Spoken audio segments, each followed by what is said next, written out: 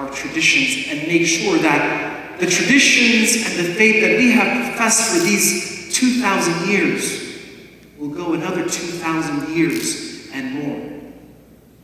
But the lift, the job that has to be done by each one of us is not flat. To walk on flat surfaces is very easy. We have not just an incline walk to climb, it is almost like this. This is the difficulty, the struggle, the challenges that we face, and how we in this land, this new land that you've come to call your home, where your children, your grandchildren, and every generation, perhaps if they don't emigrate back, will spend and will rest in the soil. So we must heed this call. We must answer this question on how we can translate our faith to works. So we must give life to our faith. We must give it the fuel that is required so that as our ancestors were able to carry this faith these 2,000 years, that we will have the trajectory, the ability to pass on and to uphold this most ancient and most holy faith. Our faith has to move mountains. We talked about this steep inclined hill that we are looking to climb. Our faith has to be able to transcend that and do more. But in order to do that, we have to make some changes. If we go the way we go right now, based on conversations I had yesterday with our youth, some of your children, some of your grandchildren were there yesterday. If we go the way we go right now, we have a lot more praying to do. It's not that it's guaranteed, but we have to rest on a lot more prayer than actual activity in order to get us to where we need to be. The struggle is real, and it's upon all of us sitting here today to ensure that we do everything physically possible to ensure that those of this generation that is looking at us, looking for great examples, looking for opportunities, that we set them on the right path. Today we are here, and I'm excited. Why? Because there is no stage, no season in our life that prohibits us from wanting to act on our faith, the ability to give life to what we believe. This season of your life, whatever it may be, is an opportunity to say today or yesterday was the last day that my faith is sleeping, the last day that my faith was buried in the ground. Today is the day that I will breathe life into it. I will no longer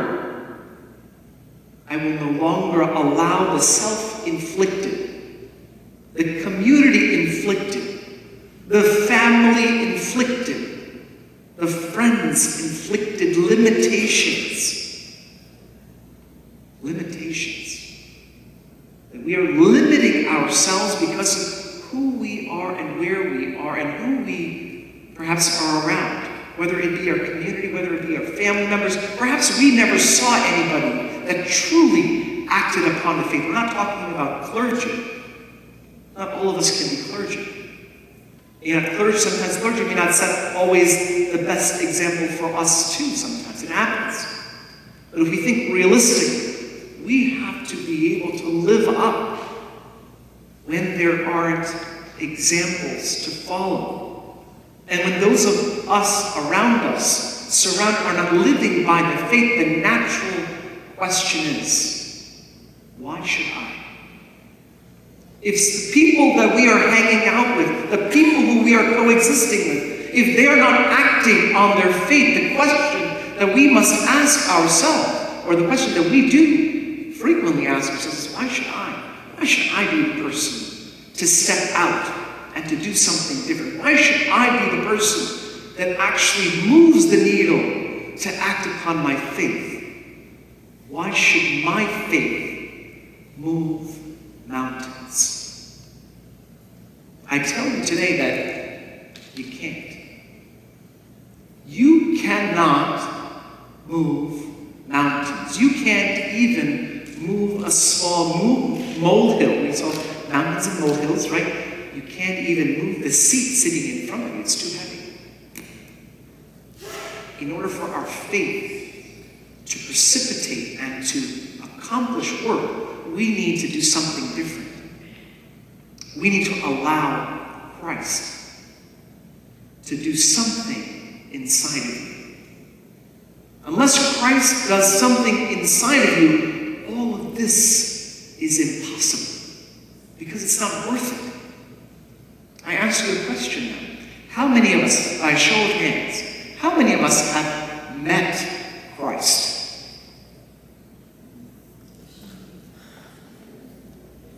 You have some hands. How many of us have met Christ? It's an important question. It's an important question. It's an important question. I like the brave people who raise their hands because there is an important answer that comes with this. And the scriptures will tell us why this is relevant and important. In 2 Corinthians chapter 5, verses 17, we read, "Therefore, if anyone is in Christ, the new creation has come. The old has gone, and the new is here." St. Paul is very eloquently telling us about the importance of meeting Christ. Because when people met Christ, something happened. The condition of being in Christ speaks of our relationship with Christ. A relationship that transcends mere belief. It extends to a deep and personal knowledge of Christ's place in your life. Christ's place in your heart. It is an invitation for each of us to enter into a fellowship with Christ, to abide in his love, and to place him where? At the throne of our hearts. But in order to place Christ at the throne of our hearts, to seat him comfortably there, we have to displace some other things that are there first. We have to move things out. We got to put them in the basement where they belong in order to make room for Christ to come comfortably sit at the throne of your heart. When he is firmly sitting behind the steering wheel, when he is firmly in the cockpit, there is no question whether you met Christ or not. Christ is leading the way. And that is an important testament to where we need to be. The phrase in this verse that I just read, the new creation, it is a radical transformation. A new creation means that we must first meet him, and through that meeting, transformation is inevitable. It's not just about a fresh start. Meeting Christ is not just a superficial change that happens. It's not like you went, shook hands with somebody and moved on. It's not like that. It is a complete and absolute renewal of who we are. A life that is transformed by meeting Christ makes us, me and you, glow in the dark. I see some of the shirts already glowing red. Meeting Christ makes us glow in the dark. Everybody's seen toys that glow in the dark, bracelets, all these things. Do you know how they work? Do you know how a glow in the dark bracelet works? It's neon, right? but it works in a specific way. If you keep that glow-in-the-dark bracelet or that toy in darkness, it will not glow. When you take that bracelet into the light, it sits in the light, and when darkness comes, it will glow. We too are very much like that. When we sit in the light of God, when we sit in the light of Christ all the days, and darkness comes, because darkness will come, it is an absolute. Death taxes darkness, right? Death taxes darkness. All these are absolute in our life. When darkness comes into our light, we have enough light that we have coveted and gained over time that we too may be able to glow in the dark. And that is what true transformation looks like. St. Paul emphasizes here that the reality of this transformation is a decisive break from our old ways. When we meet Christ, we can't be the same. It is the end of the same. It is new. It is the end of the old and a door opening to a new chapter in your existence. And it's not something that you can just put on a shelf and forget about. It is the new you forever. We have to be new in Christ. And throughout the scriptures, we find numerous examples of people who actually met Christ. That's why I asked this question. People who met Christ, what happened to them? Give me some examples of people who met Christ. They got martyred. What else happened? What happened immediately before they were martyred? They preached. Give me some examples of people, individuals. St. Paul. Who else? Peter. Who else? Thomas. The disciples themselves. Who else? The non-disciples. There's people. The blind man, the sick. Nicodemus, absolutely. The Samaritan woman. All of these people, for those people who raised your hands. All those people who raised your hands. Can you compare your meeting with the meeting that the Samaritan woman had at the well? Can you compare your meeting with Saul, who transformed into Paul? Can you put your meeting with Christ with Zacchaeus, the tax collector who met Christ sitting in a tree? And the transformation that instantly happened. It wasn't something like, oh, you know what, 5 days later, 1 year later, I am trying to find what this means to me. No, it was instant. Their life changed forever. Their interactions, not just with themselves, but with everyone else that they came into touch with, was a reflection of their meeting with Christ. That is for those who wish to meet Christ. That is for those who wish to see Him in your life. That's what happens to you. When you meet Christ, radical and absolute change happens. And that is why we are all here today. To have Christ transform what we are today to where we need to be, where He has created us from the womb, created us from nothingness so that we can be with Him. There are so many examples within the scriptures of people who met Christ. Yet we encounter Christ not just on Sundays, not just when we receive the Holy Communion, but we encounter Christ every single day. In our daily walks of life, we encounter Christ. It's whether or not we choose to recognize His existence, whether we choose to accept Him, God, as the King and Lord of our life. Today can be the day. Today is a day for excitement, a day for happiness. Because today can be the day we allow his transformative power to make us new creations, bearing witness to his grace and love in this world. And the reason why I tell you this is not because of you as individuals. They need this, but your families need this too.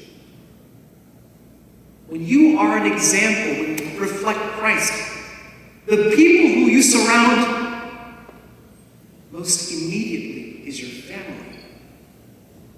If you example and exemplify Christ in your daily life, who sees Christ first? It is your family. Who sees Christ second? It is your church family. Who sees after that is the community that you surround, and who can see Christ through you. That is the task that we are facing today. Today, we can walk boldly in freedom and victory that Christ has secured for us. When he was nailed to that cross, proclaiming to the world that the old has gone, the new is here, and you don't have to be that way any longer. The transformative power, this radical change that took over instantly, this power that Christ had over the Samaritan woman, over St. Paul, over Zacchaeus, over Matthew, over Peter, over all of those. St. Thomas, all of those who he came into contact with, that transformative power is calling each of us by name. That transformative power is calling each of us by name and asking us to take off the chains. Take off the chains off of our faith and allow it to produce fruit for his kingdom. To be transformed in Christ is to acknowledge that our faith can no longer be suppressed. Our faith can no longer be unproductive. Our faith must produce fruits. We can no longer lock our faith away. We cannot and no longer bury it in the ground where nothing can come of it. We talked about the treadmill. Do not let your faith be like the treadmill that sits in your house and no one ever uses. Do not be that. There are so many things that we can have an analogy for, but do not let it be that thing that doesn't get used. It just sits there collecting dust. Our faith must produce works. And it's not simply to have or to believe you have a great idea. We have tons of great ideas. All of us have great ideas all the time. Faith is just an idea unless you act upon it. Faith is only an idea until and unless you act upon it. This year's theme for our family gathering comes to us from St. James chapter 2, verses 26. For as the body without the spirit is dead, so faith without works is dead also. St. James shows us that faith and works are ultimately two sides of the same coin. 3 times St. James repeats, faith without works is dead. St. James clearly states that it is an empty faith, a non-action-filled faith. It is not a true faith. It is not a saving faith. It is nothing more than mouthing words. As you see on the screen, on the left, we see desolate desert. Unproductive. It's land, but it does nothing for anyone. Our transformation calls us to move to the right, to be productive. In order to be productive, we too must be fertile. And these type of conversations allow for just that. Faith is a common denominator in our daily life. Faith happens all the time. Actually, every moment of our time. You're actually practicing faith right now. When I say you're practicing faith right now, is you're sitting in those chairs. Did you make those chairs? No. You have faith that the person who made those benches did so strong, using good wood, yeah? And you comfortably sat down without fear that that would collapse in front of you. That must be comfortable, right? You have faith. When you went to the bathroom this morning and you flipped on the switch, did the light turn on? Yes. You had faith that there was current running through that power board, allowing you to flip that switch and that light to come on this morning. When you jumped into the car, whether you have an electric car, I push my phone next to my car, or you have a key, you turn that key, or you put the phone down, your car starts. Why? Because you have faith that that's exactly what's expected to happen. Many a time in your daily lives, you send out mail. What do you use, snail mail still? Postage stamps? Yeah. It gets there someday, you know, right? We have faith in our postal system. We have faith in our postal system that it will get to the destination someday, somehow. Each of these instances are acts of faith, where you produce an action based on an innate faith, an innate belief that you have.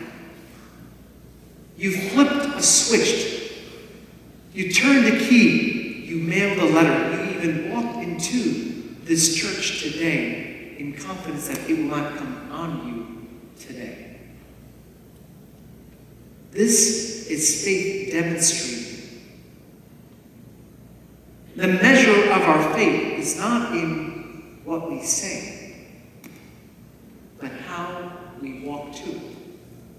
It is not in what we do.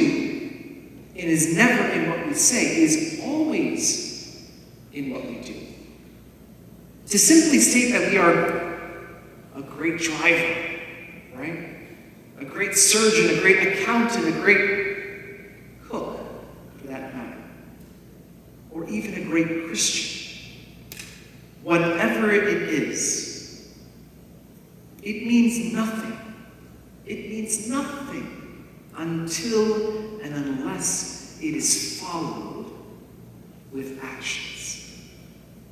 And that is why we say that faith without works is dead.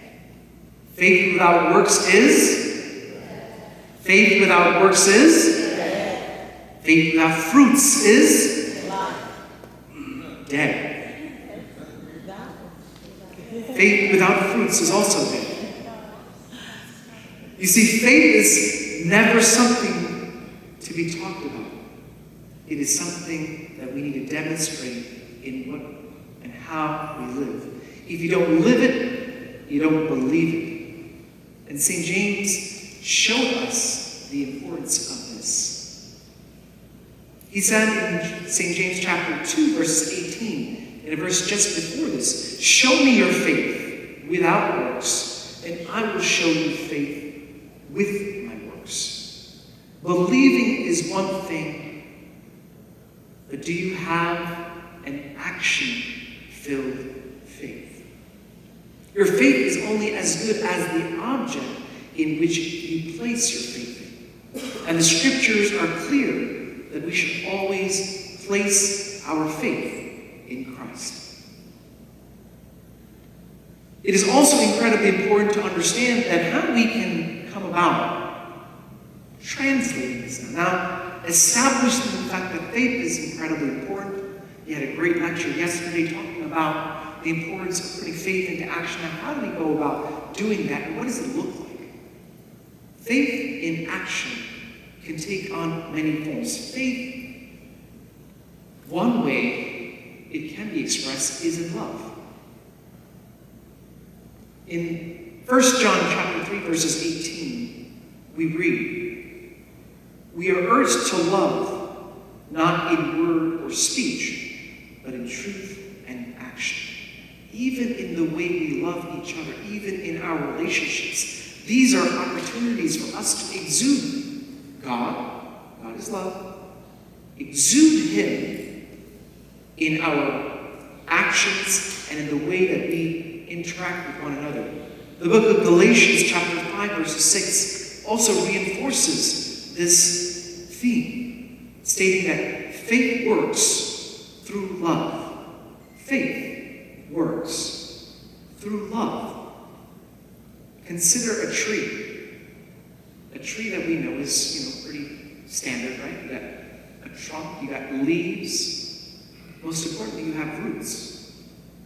Imagine a tree that only had roots. Imagine a tree that only had roots. What good is it? What good is a tree that only has roots? Just like that, our faith is called into question, because if our faith is very much just like a tree with just roots, it has no opportunity to produce shade or fruits for all those who look to receive from it. Faith naturally produces works. But as we talk about this, is very easy to say. I'm standing here, right? Great conversation. There are certain obstacles that we have to face. Certain obstacles that prohibit us from making our faith real, translating our faith into action. What are some of those obstacles? I know you had some great conversations in the groups that you were putting into. Did you talk about obstacles to faith or to producing faith? Yes?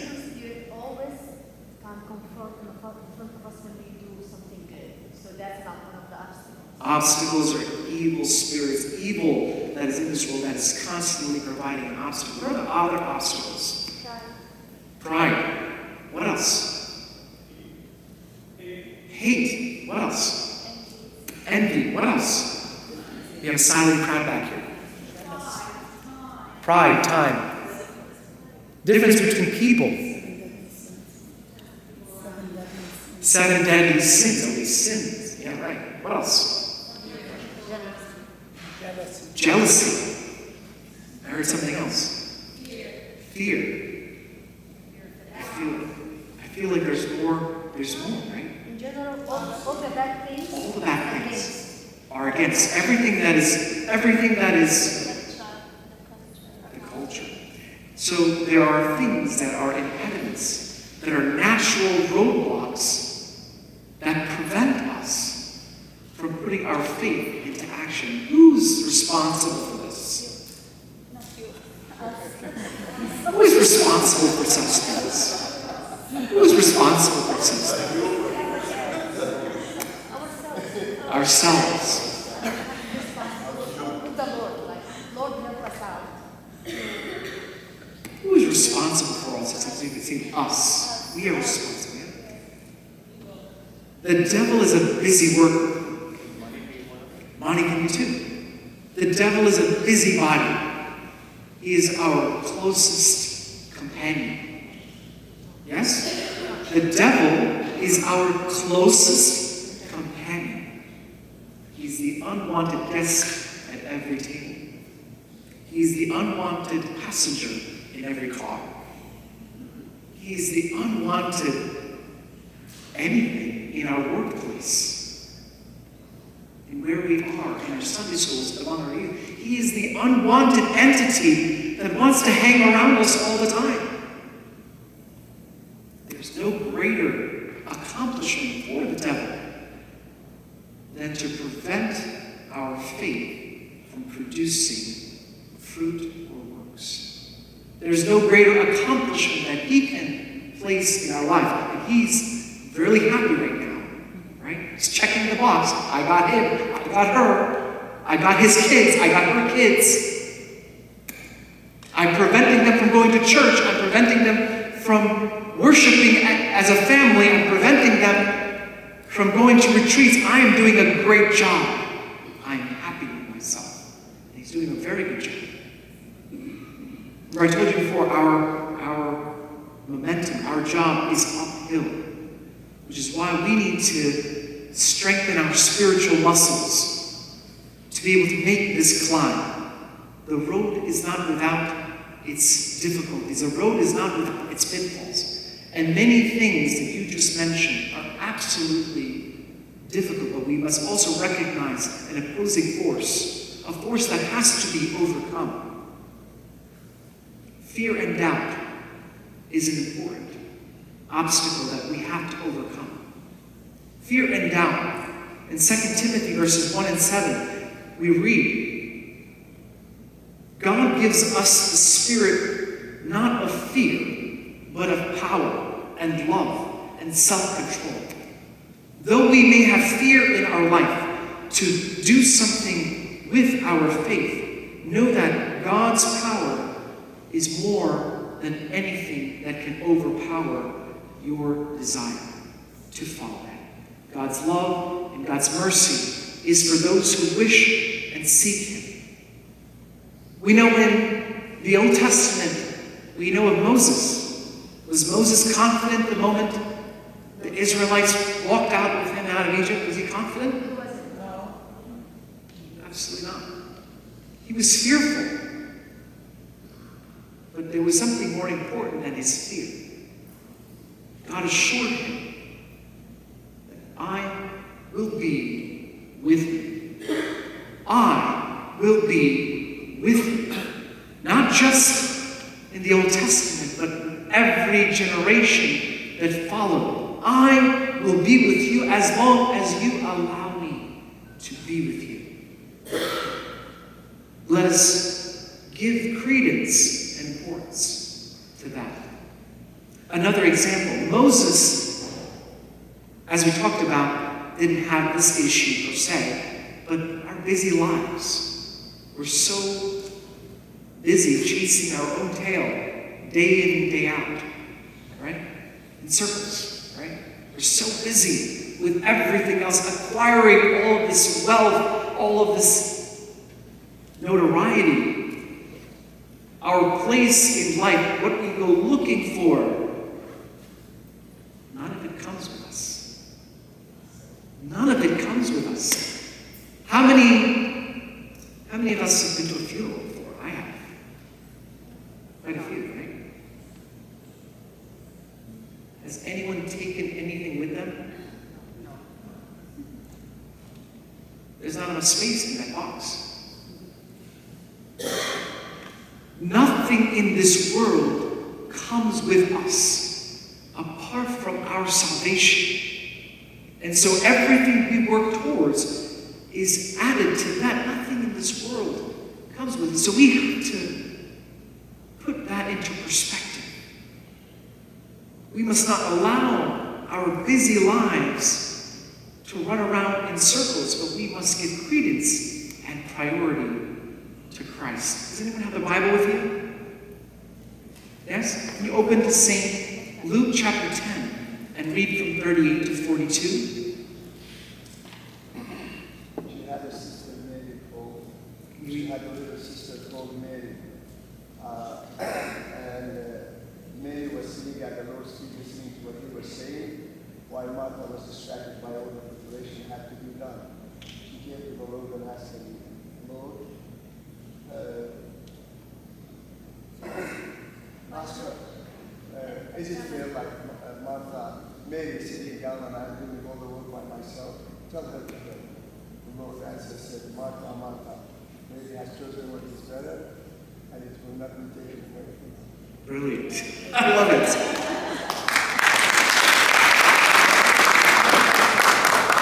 It is the interaction between Martha and Jesus about Mary who is sitting at Jesus' feet. That Mary, who is just sitting there and adoring Christ, listening to him. And Martha, who is a busybody, trying to prepare everything in the kitchen and running around, making sure that everything is ready because Christ is here, right? Jesus is here. I must be busy with everything else.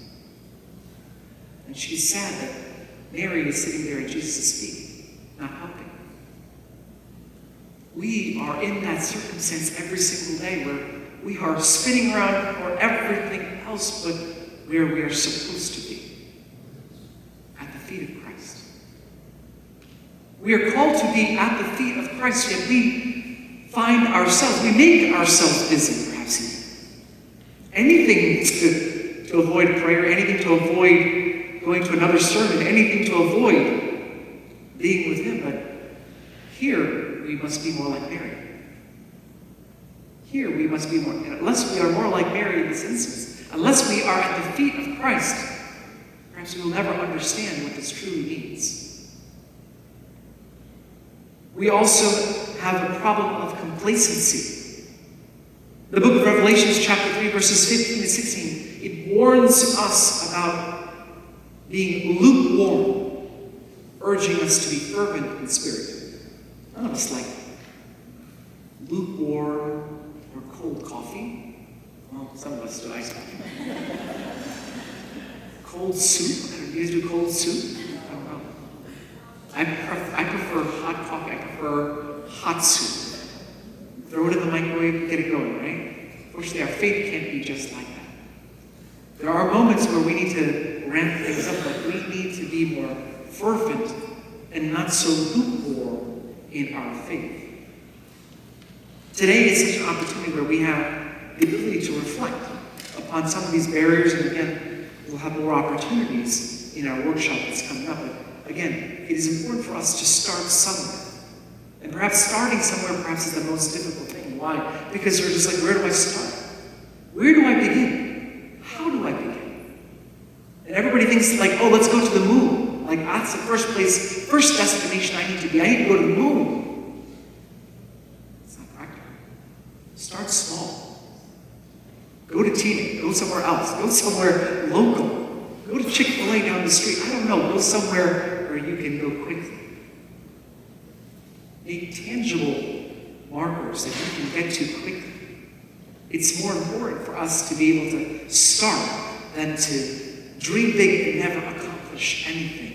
In the book of Proverbs, chapter 3, verses 27, it says, do not withhold good from those to whom it is due. When we think too big, when we think too distant, when we think this is too complicated for me, we don't act upon it. The ability to work and do good based on our faith and everyday acts of kindness, our ability to fellowship with one another every day when we are interacting with one another. These are all opportunities for us to exercise that. And so we think about acting big. We look about, hey, I know I do this too. There are many people in need all over the world.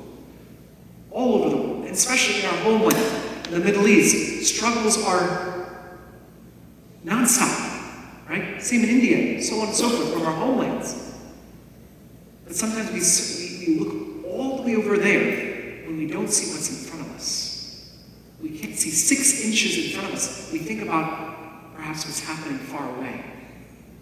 Look around, start small. Think about your neighbor, think about your family, think about those who are struggling around you. There may be somebody who you haven't talked to in a while because of something that's happened between you. There's maybe struggles or differences between sometimes parents and children.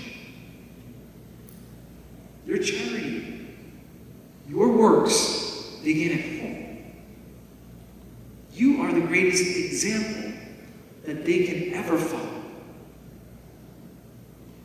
It's also important that we remember the spiritual discipline which is required in our sacramental prayers, being able to be here at church worshiping and also participating in the sacramental life.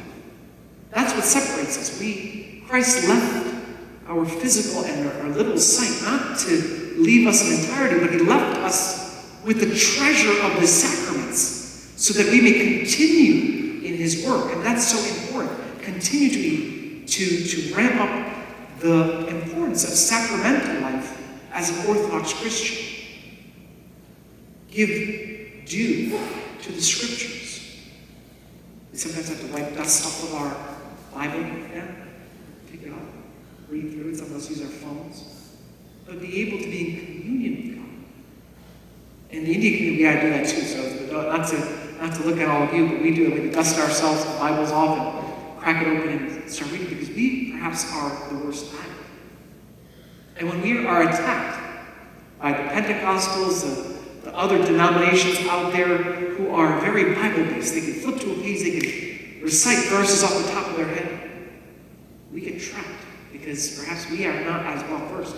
And then immediately we think, oh yeah, they're must be right. They must know more than I do. They must be reading a different Bible than I have, because they have all the answers and I have